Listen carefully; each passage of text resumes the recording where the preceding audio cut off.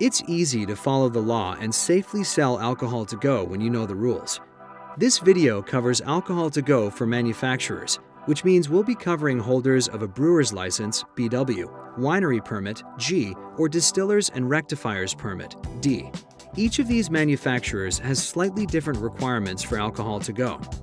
Brewers' license holders can sell malt beverages they produce to go as long as the business does not exceed the annual production limits outlined in Texas law.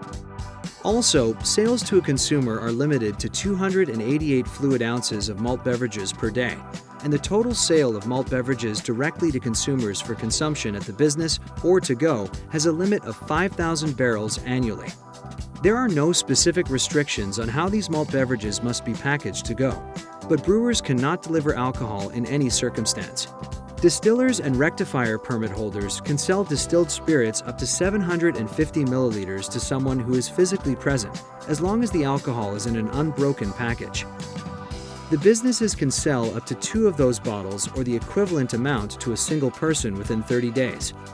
The business is also limited to selling 3,500 gallons each year directly to consumers.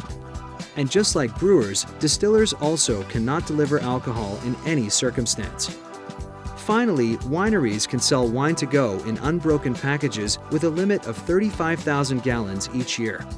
And although wineries aren't allowed to make the same kind of deliveries as some businesses, they are allowed to direct ship wine to consumers.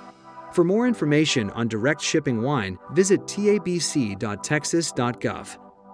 As always, sellers and servers can only make sales to people 21 and older, and never to people who are already intoxicated.